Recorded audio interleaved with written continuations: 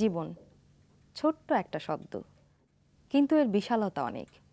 এই ছোট্ট শব্দের ভেতর দিয়েই আমাদের কত কত সম্পর্ক গড়ে ওঠে, আবার সেই সম্পর্কের মাঝে ভুলের সৃষ্টি হয়। সে ভুলগুলি কখনো মধুর হয়ে ওঠে, আবার সেই মধুর ভুলগুলি থেকে সৃষ্টি হয় নতুন সম্পর্কের সম্ভাবনার সেই দারুণ হাত ধরে প্রিয় দর্শক, মধুর ভুলের এই আয়োজনে আপনাদের সবাইকে আমন্ত্রণ জানাচ্ছি আমি লোপা মমতাজ। সৃষ্টির তাগিদে একসময় সিনেমায় অভিনয় করেছেন, খেলোয়াড় হয়েছেন, গণিতের সম্ভাবনায় মেতেছেন এবং পরবর্তীতে যৌবনে প্রতিবাদী চরিত্রের জন্য জেলও খেটেছেন। একসময়ে বিশ্ববিদ্যালয়ে ইংরেজির প্রিয় শিক্ষক হয়েছেন ছাত্রদের মাঝে। তবে এর সব কিছু ছাপিয়ে তার পরিচয়, তিনি আমাদের একজন উজ্জ্বল কবি। জীবনের কোন ঘটনাটা আপনার কাছে ভুল বলে মনে হয়? জন্মগ্রহণ করা। জন্মগ্রহণ করা কেন? কারণ কোনো মানুষই তো ইচ্ছে করে পৃথিবীতে আসে না, আমরা কিন্তু আসি, তাই না? সেটাও ঠেকাইয়ে রাখা যায় না। আমি জন্মগ্রহণ করেছি এবং জীবনের বহু অংশে আমার একসময় মনে হয়েছে যে না জন্মালেই ভালো হতো। এবং আমি কখনো কখনো জীবনকে অস্বীকার করারও চেষ্টা করেছি। কিন্তু এখন যদি আমাকে কেউ জিজ্ঞাসা করে যে এখন জীবন আমার কাছে কেমন লাগে, আমি বলবো মধুর মনে হয়। মধুর মনে হয়? হ্যাঁ, আমাকে যদি কেউ এখন জীবন থেকে চলে যেতে ইচ্ছে করে, আমি চাইব না। ভালোবাসা সংক্রান্ত যদি আপনার কোনো ভুল বা বেদনার কথা বলেন। আমি যখন ক্লাস 8-এ পড়ি, 8 কি 9-এর প্রথম দিকে মনে হয়, আমি এক কিশোরী বালিকার প্রেমে পড়ি। মানে প্রেমে পড়া মানে ভুল মানে কি, তাকে দারুণভাবে ভালোবেসে ফেলি। এবং মেয়েটি ছিল অন্য সম্প্রদায়ের, মানে আমাদের সম্প্রদায়ের না। সুতরাং প্রথম থেকেই এটা প্রায় একটা অসম্ভব ভালোবাসা ছিল। এবং ওই মেয়েটির সঙ্গে আমার জীবনে মানে ওই বয়সে কখনো কথাও হয়নি, কিন্তু হঠাৎ আমি একসময় শুনলাম যে সে এই দেশ ছেড়ে ভারতে চলে গিয়েছে। এবং ওই ভালোবাসার দিনগুলো শুরু থেকেই আমার ভিতরে যেন কেন মনে হয়েছিল যে এটা অসম্ভব ব্যাপার, মানে এখানে বিচ্ছেদী মোহ মুখ্য। এবং এখান থেকেই আমার লেখালেখি, শিল্প, সাহিত্য এইগুলির প্রতি আকর্ষণ বাড়ল।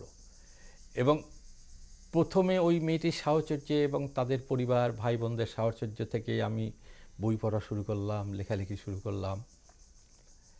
এবং তারপরে যখন আরও ধীরে ধীরে বুঝতে থাকলাম যে ওর সঙ্গে আমার কোনো সম্পর্ক হয়তো হবে না, তখন আমি ছাত্র রাজনীতিতে জড়ালাম, জেলে গেলাম, প্রায় একটা বিচ্ছিন্ন জীবনের ভিতরে চলে গেলাম। এবং সবচেয়ে মজা হচ্ছে যে স্বাধীনতা যুদ্ধের সময় আমি যখন মুক্তিযুদ্ধের সঙ্গে আছি, তখন প্রায় দৈবক্রমে ওর সঙ্গে আমার দেখা হয়ে গেল। সে কি বাংলাদেশেই দেখা? বাংলাদেশ দেখা হলো ভারতে, আচ্ছা, পশ্চিমবাংলায় দেখা হয়ে যাওয়ার পরে তো ওর সঙ্গে এবং আমি কখনোই ওকে বলতে পারিনি যে আমি তোমাকে ভালোবাসছি বা তোমাকে ভালোবেসে আমি এত কষ্ট পেয়েছি। আমার খুব ইচ্ছে ছিল যে এই কথাটা আমি ওকে জানাবো, যে আর তো কিছু সম্ভাবনা নেই, কারণ তখন আমি বিয়ে করে ফেলেছি, আমার ছেলে হয়ে গিয়েছে, পার হয়ে গিয়েছে। আমি শুধু ওকে চেয়েছি যে ও বিষয়টা জানুক। তো তখন একটা স্কুলে পড়াতো, তো একদিন সকালবেলা ওর স্কুলে গেলাম এবং আমরা ঠিক করলাম যে দুপুরবেলা একসঙ্গে খাবো। এবং আমি মনে করলাম যে আজকে আমি ওকে বলবো। তো আমরা বাসে উঠলাম, বাসে যেখানে খেতে যাবো সেখানে বাসে উঠলাম। বাসে যাচ্ছি, হঠাৎ একটি লোক এসে ওকে বলল যে তোমার বাবা মা কেমন আছে? তো বললো কেন, ভালো আছে। তো ওর বাবা মা কিন্তু বাংলাদেশে ছিল। তো বললো যে তুমি জানো? বলে হ্যাঁ জানি, গত সপ্তাহে তো খবর পেয়েছি ওরা ভালো আছে। বলে যে না, ওরা ভালো নেই। তো সঙ্গে সঙ্গে বুঝতে পারছো, এখন আমার গায়ে কাঁটা দিয়ে উঠছে। কী হয়েছে? বলে গত শুক্রবার তোমার বাবা কাকাকে রাজাকাররা গুলি করে মেরে ফেলেছে, এই শেষ শেষ দেখা। আর বলা হলো না, ওটাও বলা হলো না। এবং মানে আমার মনে হলো যে মানে একটা মানে জাতীয় অপরাধবোধ কি বিষয় আমি ওই দিনই অনুভব করলাম। সাধারণ একটা ধারণা যে কবিতা লেখার উৎপত্তি বিরহ থেকে, তো আমার সামনে যে কবি বসা আছেন তার লেখার উৎপত্তিও কি বিরহ থেকে? হ্যাঁ, অবশ্যই বিরহের একটা বিরাট বড় ভূমিকা আছে, কিন্তু কবিরা যে শুধু এই বেদনার থেকে লেখে এই কথাটা কিন্তু সত্য নয়। কবিরা পাওয়া এবং না পাওয়া, ছোঁয়া এবং না ছোঁয়া, এই জায়গার থেকে লেখে। যেমন আমি যে পাইনি কোনো কিছু, বা আমি যে কোনো কিছু হারিয়েছি, এটা যাতে জীবনে আরেকজনের পাওয়াকে বা আরও মধুর করে, আরও সুন্দর করে, আরও উজ্জীবিত করে, এটাও একটা অনুভূতি। এবং এই অনুভূতিও সবসময় কবিদেরকে চালিয়ে নিয়ে যায়। যে জন্য তুমি দেখবে যে ভালোবাসার ভাষা কিন্তু পৃথিবীতে কবিরাই মানুষের মুখে জুগিয়েছে। যেমন আজকে তুমি ভাবো যে আজকের ছেলেমেয়েরা তো আর প্রেমের পত্র লেখে না, কিন্তু আমাদের সময় যে সময় পর্যন্ত লিখত, ওই পত্রগুলি এনে যদি দেখা হয়, খুঁজে দেখা যাবে যে ওর মধ্যে 85% রবীন্দ্রনাথের ভাষা ব্যবহার করা হয়েছে। হ্যাঁ, অর্থাৎ তাদের যে ভালোবাসার যে ভাষা জুগিয়েছে কিন্তু একজন কবি, এবং আমাদের ভাষার সবচেয়ে বড় কবি। এবং কবিরা কিন্তু মানুষকে ভালোবাসার ভাষা শেখায়। আপনাকে আমরা একজন শিক্ষক হিসেবে চিনি এবং কবি হিসেবেও, তো এর বাইরে যৌবনের শুরুতে আপনার আসলে কি হবার ইচ্ছে ছিল? আমার যৌবন থেকেই কিন্তু আমি কবিতা লিখতে আমি চেয়েছি, এবং আমি চেয়েছি যে আমার সমস্ত অনুভূতিকে যেন এমন কবিতা আমি লিখতে পারি যে আমার অনুভূতি যেখানে ধরা পড়েছে। কিন্তু এর বাইরে ধরো যৌবনেরও আগে আমি একসময় খেলোয়াড় হওয়ার কথা ভেবেছি। আমি নিজে খেলতামও, আমি স্কুল টিমে ক্রিকেট খেলেছি, ফুটবল খেলেছি, আমাদের গ্রামের খেলেছি, কিন্তু এক পর্যায়ে আমি দেখলাম ওইটা আমার আমি খেলতে আসলে আমি কোনো খেলোয়াড় নই। আপনাকে এখন আমরা অবশ্য খেলোয়াড় হিসেবেই দেখছি, তবে সেটা কাগজে এবং কলমে। হ্যাঁ, মানে যেমন ধরো যে একটি ভালো কবিতা লেখার সঙ্গে এবং ওই যে ম্যারাডোনা ইংল্যান্ডের বিরুদ্ধে যে গোলটা দিয়েছিল, এই দুটোর ভিতরে কিন্তু কোনো পার্থক্য নেই। কারণ হয়তো ঠিক অন্য কোনো মুহূর্তে হলে ম্যারাডোনা ওই গোলটা দিতে পারতো না, এবং সে জানতো না যে সে কী করছে। তার ভিতর থেকে কেউ একটা, তার এতদিনের প্রস্তুতি, এতদিনের সব সাধনা, তাকে হঠাৎ করে তার ভিতর থেকে জেগে উঠেছে যে তুমি এইভাবে করো, তাহলে তুমি এইরকম প্রায় অলৌকিক কিছু করে ফেলতে পারবে। মানে একেবারেই হঠাৎ। হ্যাঁ, হঠাৎ। এবং একজন কবি তার শ্রেষ্ঠ কবিতাটা প্রায় একই প্রক্রিয়ায় লেখে। হ্যাঁ, একই প্রক্রিয়ায় লেখে। যেমন ধরো একজন ক্রিকেট খেলোয়াড়, সে যে বলে সে 6 মারছে, ঠিক সেই বলে পরের বার ক্যাচ দিয়ে আউট হয়ে যাচ্ছে। কবিতা বা কবি হিসেবে আপনার যে প্রকাশ, আর তার আগ পর্যন্ত তো আপনি সক্রিয় রাজনীতির সাথে সম্পৃক্ত ছিলেন, তো সেই জায়গা থেকে মোড়টা ঘুরে এখানে কবির জায়গায় কিভাবে আসলেন, কবিতা লেখার জায়গায়? আমি সবসময় কবিতাই লিখতে চেয়েছি, কিন্তু দেশের বিভিন্ন সময় সংকট মুহূর্তে যখন মনে হয়েছে যে আমার কিছু করা দরকার, আমার এই দেশের নাগরিক হিসাবে, এই দেশের মানুষ হিসাবে, এই দেশের ছাত্র হিসাবে, যুবক হিসাবে আমার একটা দায়িত্ববোধ আছে, আমার একটা দায়িত্ব আছে, আমার কিছু করতে হবে, এবং আমি সেখান থেকে ওই কাজটি করেছি। আপনি তো রাজনীতির সাথে খুব সক্রিয়ভাবে সম্পৃক্ত ছিলেন, এবং যে কারণে আপনাকে জেলও খাটতে হয়েছে, তো জেল খাটার কারণটা কি? 59-60-এর দিকে আমি বামপন্থী রাজনীতির সঙ্গে আমার একটা যোগাযোগ শুরু হয়েছে, এবং সেটা প্রায় 58 সাল থেকেই শুরু হয়েছে, এবং 59-60-এ গিয়ে সেটা বেশ পাকাপোক্ত অর্জন করেছে। এবং আমি 1961 সালে যখন বা 60-এর দিকে যখন আইয়ুব বিরোধী আন্দোলন শুরু হলো, তখন আমি রাজশাহী কলেজে ইংরেজি অনার্সে প্রথম বর্ষে পড়ি। তো হঠাৎ করে দেখলাম যে কেউ কিছু করছে না, তমক করছে না, চুপচাপ হয়ে আছে।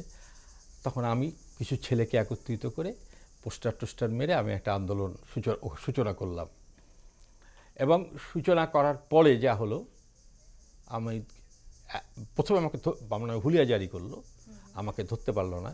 তখন পাকিস্তান সামরিক বাহিনীর পরতে আমার বাবা সরকারি কলেজ স্কুলে চাকরি করতেন, তাকে বলা হলো যে তোমার ছেলে যদি আত্মসমর্পণ না করে তাহলে তুমি তোমার ছেলেকে ত্যায্য করে দাও, আর যদি না করে দাও তাহলে তোমার চাকরি চলে যাবে। এখন আমার ভাইয়েরা তখন সব লেখাপড়া করছে, তো বুঝতে পারো কি অবস্থা, মানে আব্বা যদি চাকরি চলে যায় তাহলে তো আমাদের না খেয়ে মরতে হবে। সুতরাং বাধ্য হয়ে আমি আত্মসমর্পণ করলাম। আত্মসমর্পণ করার পরে আমার বিচার হলো। এবং আমি কিন্তু মনে রেখো যে বাংলাদেশে প্রথম যার প্রথম 1 নম্বর আসামি হিসাবে যার মার্শাল্লাহ কোর্টে বিচার হয়েছে সে কিন্তু আমি, এবং আমাকে 10 বছর সশ্রম কারাদণ্ড দেওয়া হয়। আমি ছাড়া পাই যখন ওই ছাত্রদেরকে আজম খান তখন এখানে গভর্নর ছিল আজম খান, সে চাকরি ছেড়ে দিয়ে চলে যাওয়ার সময়, তার সঙ্গে মানে আইয়ুব খানের কিছু একটা গণ্ডগোল হয়েছিল, সে চাকরি ছেড়ে দিয়ে চলে যাওয়ার সময় সে সবাইকে ছাত্রদেরকে ছেড়ে দিয়ে যায়। তো ওই ইসে আমি ছাড়া পাই। যাই হোক, আমি ওই কলেজের প্রথমে পুরো ভিপি নির্বাচিত হলাম, পরে ভিপি নির্বাচিত হলাম। হওয়ার পরে তখন আইয়ুব খান গেল ওইখানে একটা বেসিক ডেমোক্র্যাটদেরকে বক্তৃতা দিতে। তো আমি তখন ছাত্রদেরকে নিয়ে এই আইয়ুব খানের বেসিক ওই মিটিংয়ে যাওয়ার পথে আমি আইয়ুব খানের গাড়ি প্রায় আড়াই ঘন্টা আটকে রেখেছিলাম রাস্তায়। আড়াই ঘন্টা হবে না, মানে সব মিলে আড়াই ঘন্টা, মানে ধরতে পারো ওই একটা জায়গায় আটকে রেখেছিলাম প্রায় 30 থেকে 45 মিনিট। অসম্ভব সাহসের একটা এবং সে বিরাট ঘটনা, মানে রাজশাহীর ওই বয়সের লোকজন এখনও কেউ এটা ভুলতে পারে না। আমি রাজনীতির সাথে এরকম যুক্ত আমি বিভিন্ন পর্যায়ে থেকেছি। আমি যখন এখানে চাকরি করি তখনও এরশাদের সামরিক শাসন জারি হওয়ার পরে আমি একটা কবিতা লিখেছিলাম, যে কারণে আমাকে এরশাদের এই সামরিক বাহিনীর সাথেও একটা আমার হয়। কবিতাটা যদি একটু কবিতাটার নাম হচ্ছে খোলা কবিতা। খোলা কবিতা। এবং এটা কবিতাটা একটা শুধু যে কবিতাটা যে এরশাদ বা সামরিক বাহিনীর সমালোচনা ছিল তাই না, এখানে সমস্ত যে মধ্যবিত্তের ভিতরে যে পচনটা এসছে সেই বিষয়বস্তুটাই মূলত কবিতার ছিল, এবং তার থেকে উত্তরণের এতে। আমরা কিন্তু জানি যে আপনি একসময় চলচ্চিত্রে অভিনয় করেছিলেন। তোলপাড় বলে একটা ছবি, এই ছেলেটি কবির আনোয়ার মারা গিয়েছে, সে এর আগে একটা ছবি করেছিল সুপ্রভাত নাম দিয়ে। সে একটু অন্য ধরনের ছবি করার চেষ্টা করত। তো সে আমাকে বলল যে আপনি অভিনয় করেন, আমরা এখানে আসবো। তো আমার তখন মনে মনে একটু ছবি বানাবার ইচ্ছে ছিল গোপনে গোপনে। তো আমি ভাবলাম যে ছবি যদি বানাতেই হয় তাহলে তো আসলে বিষয়টা জানতে হবে যে কি, মানে কিভাবে বানায়। ওই ছবিটা মূলত মুক্তিযুদ্ধের পক্ষে এবং রাজাকার আলবদরদের, মুসলিম লীগ এদের, রাজাকার আলবদর মুসলিম লীগ এদের ভূমিকা নিয়ে ছবিটার ভিতরে অনেক ছিল। এবং ছবিটা পরে জিয়াউর রহমান ক্ষমতায় আসার পরে ছবিটার রিলিজ হয়নি, এটাকে বন্ধ করে দেওয়া হয়েছিল, বহুকাল বন্ধ ছিল। পরে আমি শুনেছি যে 80-র দশকের মাঝামাঝি বা শেষের দিকে বা 90-ও হতে পারে ছবিটা নাকি কোথাও কোথাও দেখানো হয়েছে। এই জীবনে অনেক কবিতাই তো লিখেছেন, তো এমন কোনো কবিতার কথা কি মনে পড়ে যেটা আপনার নিজের লেখা এবং যেটা লিখতে গিয়ে সর্বোচ্চ প্রেম দিয়ে লিখেছেন? এর সহজ উত্তর হচ্ছে না। এই যে কবিকে দেখছি যার পেছনে একজন গণিতবিদ, খেলোয়াড় এবং রাজনীতিবিদ আছেন, তো এই কবিকে যদি আবার জীবনটাকে শুরু থেকে শুরু করতে বলা হয় তাহলে তিনি কি নিয়ে শুরু করবেন? আবার জন্মগ্রহণ করলে আমি এই জীবনেই ফিরে আসতে চাইব। আচ্ছা। এবং এই দেশেই ফিরে আসতে চাইব। প্রচণ্ড আবেগপ্রবণ, খুব অল্পতেই আনন্দে ভরে ওঠে তার মন, আবার একটু কষ্ট পেলেই বুকটা বেদনায় ভরে যায়। বয়স তাকে এখনো ছুঁতে পারেনি। যৌবনের শুরুতে ডাক্তার হবার ইচ্ছে ছিল, কিন্তু লাশ কাটা ঘরে তার সেই ইচ্ছে কেটে যায় ডাক্তারের দারুণ চাকুতে। আর তাই তো আজ তিনি একজন সফল অভিনেত্রী। তাকে ভুলে নাকি মধুর ভুলে? অভিনয়ে তো আপনাকে কখনো খুব গম্ভীর, কখনো রাগী, কখনো খুব খিটমিটে মেজাজের মনে হয়, কিন্তু বাস্তবে আপনি আসলে কেমন? আমি কিন্তু মানুষটা খুব নরম প্রকৃতির, অল্পতে আমার ভীষণ আলোড়িত হয়ে যাই, খুব ইমোশনাল আর কি, অল্প কারণে দুঃখ পাই। এবং তো সেদিক থেকে আমি অত নরম মানুষ হয়েও যখন আমি কঠিন চরিত্রগুলো করেছি এবং সবাই যখন আমাকে প্রশ্ন করে আপনি ওরকম কঠিন, আপনাকে দেখলে রাগ হয়, তখন আমি মনে করি যে আমি বোধহয় কাজটা খুব মানে সার্থকভাবে করতে পেরেছি। অভিনয়ের কথা যখন বলেই ফেললেন, একটা প্রশ্ন, এই যে যখন বেদনার কোনো দৃশ্যে অভিনয় করেন আপনি, তখন দেখা যায় চোখ দিয়ে কান্না চলে আসে, এটা কিভাবে সম্ভব? এটা আসলে আমরা তো যারা অভিনয় করে তারা তো আসলে সে চরিত্রটাকে নিজের মধ্যে ধারণ করে, শুধু যে পোশাক আশাক সে সময়টা, আমি 30 বছর আগের হয়তো একটা চরিত্র করছি, বা এই মুহূর্তে আমি খবর পেলাম যে আমার সন্তান হারিয়েছি, বা এরকম অনেক কিছু থাকে আর কি। তো সেগুলোকে নিজের মধ্যে নিয়ে কাজ করা এটা খুবই কঠিন। যেমন একবার আমি পড়েছিলাম সুচিত্রা সেন, সেটা পড়ে আমি বেশি আলোড়িত হয়েছিলাম। তখন উল্টো রথ বলে একটা পত্রিকা বের হতো কলকাতা থেকে।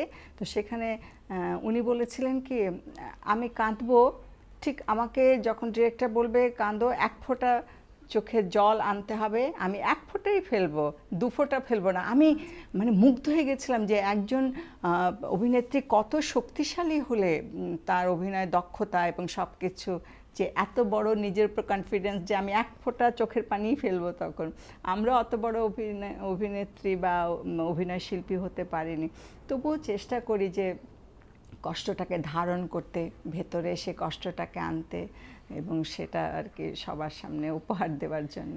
আপনি আমাদের দেশের একজন সফল অভিনেত্রী, কিন্তু আপনি নিজে কি হতে চেয়েছিলেন? আমি আসলে অভিনেত্রী হব বা অভিনয় শিল্পের দিকে চলে আসব বা অভিনয়কে এখন পেশা হিসেবে নেব, এটা কখনোই ভাবিনি। ছোটবেলায় মনে হতো এইম ইন লাইফ যখন লিখতাম আমি বড় হয়ে কী হতে চাই, বা ইংরেজিতে বাংলা সেখানে লিখতাম যে আমি ডাক্তার হব। ম্যাট্রিক পর্যন্ত আমি জানতাম যে আমি ডাক্তার হব। তারপরে একদিন আমরা বন্ধুদের সঙ্গে আমরা মিটফোর্ডে ওখান থেকে কোচিং ক্লাস শেষ করে ফিরে আসছি, আমাদের স্কুল ছিল বাংলা বাজারে স্কুল, ওখান থেকে মিটফোর্ডে গেছি। ওরা আমার এক বন্ধু তার বড় বোনকে দেখবে, উনি তখন ওখানে পড়েন আর কি মিটফোর্ড। উনি আমাদের বলছেন চলো মর্গে যাই, মরার লাশ দেখবে। আমি কিন্তু মরার লাশ ভীষণ ভয় পেতাম, আমার বলতে কেমন করে ডাক্তার হবো, ডাক্তার হলে তো মরার লাশ কাটতে হয়, তো না আমার অভ্যাস হয়ে যাবে।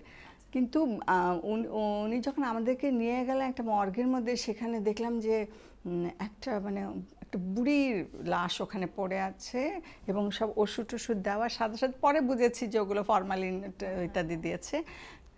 আমি দেখে এত ভয় পেলাম, তো আমি বলছি যে ওর চোখ মুখ এগুলো কী, বলে যে ওগুলো ওষুধ দিয়ে রেখেছে যাতে ডেড বডিটা অনেক দিন ধরে থাকে, এবং এটা কেটে কেটে তারপরে মানুষ কাটতে হবে, এই করতে হবে। এটা মনে হই তখন যে না, আর আমি ডাক্তার হতে পারবো না, আমি এইভাবে মানুষ কাটতে পারবো না। সেই যে একটা আতঙ্ক ভেতরে হলো। তারপরে তখন ম্যাট্রিক পরীক্ষা দিয়ে না আমি টিচার হব, টিচার হব, ডাক্তার হব না। তো ওই টিচার হয়েছি, আর তার পাশাপাশি যখন অভিনয়কে ভালো লাগতে শুরু করেছে তখন থেকেই সেটাকেও পাশে রেখেছি, 2 চোখের মতো। আমার 2 সন্তান যেমন একই রকম আমার কাছে প্রিয় আপন, তেমনি এই যে একজন সফল অভিনেত্রী, একজন দারুণ শিক্ষক, তার শৈশবটা কেমন ছিল? আমি ছোটবেলায় খুব চিপচিপা পাতলা একটা মেয়ে ছিলাম। আসলে আমার জন্মটা হয়েছে খুব একটা তখন বিধ্বস্ত অবস্থা চারিদিকে।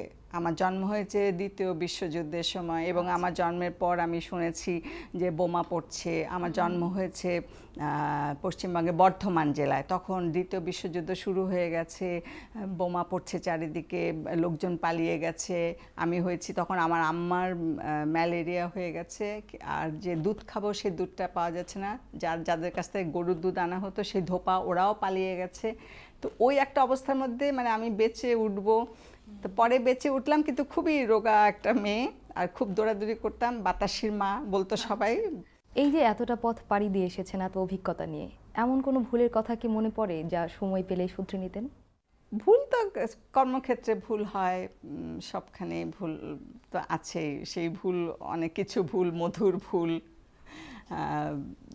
কিছু ভুল আছে আবার যেগুলো একেবারে অনেক কষ্টের, যেগুলো ইচ্ছে করলে আর কখনোই শোধরানো যাবে না। একটা মধুর ভুলের কথা যদি বলেন।